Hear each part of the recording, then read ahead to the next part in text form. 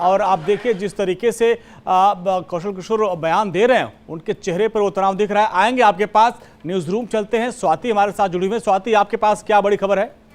बिल्कुल अंजलि, ये बड़ी खबर अपने दर्शकों तक पहुंचा रहे हैं इस पूरे मामले में, क्योंकि लगातार नए नए अपडेट सामने निकल कर आ रहे हैं, नए नए खुलासे हो रहे हैं। अब ये बड़ी जानकारी अपने दर्शकों तक पहुंचा दे कि मृतक के भाई की लखनऊ पुलिस को दी गई शिकायत, ये महत्वपूर्ण जानकारी। हालांकि देखिए, मृतक विनय श्रीवास्तव के भाई विकास श्रीवास्तव ने तहरीर दी है और उन्होंने कौशल किशोर के बेटे और उसके दोस्तों पर भाई की हत्या का शक जताया। ये महत्वपूर्ण जानकारी अपने दर्शकों तक पहुंचा रहे हैं। ये बड़ा अपडेट कि लगातार, क्योंकि देखिए अगर कौशल किशोर को एक तरफ हम सुने तो उनकी तरफ से कहा गया है कि जब हत्या की गई, गोली चलाई गई, उनका जो बेटा था वो घर पर मौजूद नहीं था।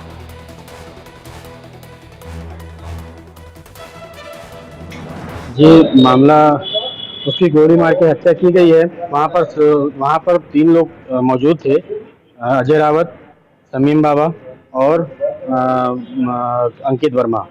और वहाँ पर जो 3 लोग थे, मुझे तो ये लग रहा है कि कुछ उससे झड़प हुई है। झड़प के होते हुए उसकी हत्या की गई है। नहीं, विकास किशोर वहाँ नहीं थे। जी, अब देखिए जैसे रिवाल्वर है या इसमें है, तो अब ये तो पिस्टल है, तो वो तो जो भी पिस्टल रखता है तो वो होता है वहाँ पर अब ये क्या मैं बता सकता हूँ कि कोई वहाँ पर है कि नहीं है, वहाँ पर था कि नहीं था, अब मैं इसके लिए कुछ नहीं बता सकता। तो एक बार फिर से न्यूज रूम का रुख कर लेते हैं। स्वाति हमारे साथ लगातार बनी हुई है। स्वाति, जिस तरीके से लगातार कौशल किशोर ये कह रहे हैं कि मेरा बेटा घर पर नहीं था, मेदांता में था, क्योंकि अपनी मां का इलाज करवाने के लिए वो पहुंचा हुआ था। पिस्टल कैसे है इसकी जानकारी नहीं है, कौन थे वो 3 लोग इसकी जानकारी खुल करके वो नहीं दे पा रहे हैं। तो आखिर ये पेच फंसा हुआ अभी भी नजर आ रहा है।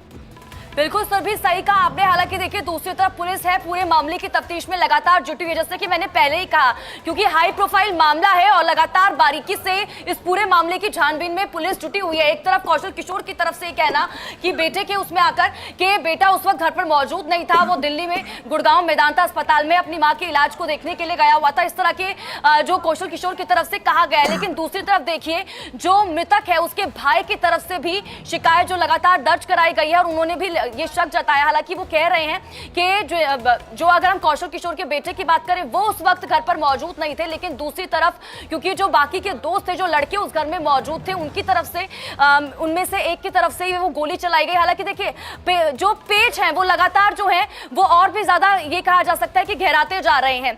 दूसरी तरफ पुलिस है लगातार इस पूरे मामले की तफ्तीश में लगातार जुटी हुई है। हालांकि देखना यही होगा सुरभि कि आने वाले समय में और कितनी चीजों से पर्दा उठता है। स्वाति, बहुत बहुत शुक्रिया बातचीत के लिए आपका। अखंड, आपके बहुत शुक्रिया। चलते हैं मुंबई से इस वक्त एक बड़ी खबर आ रही है।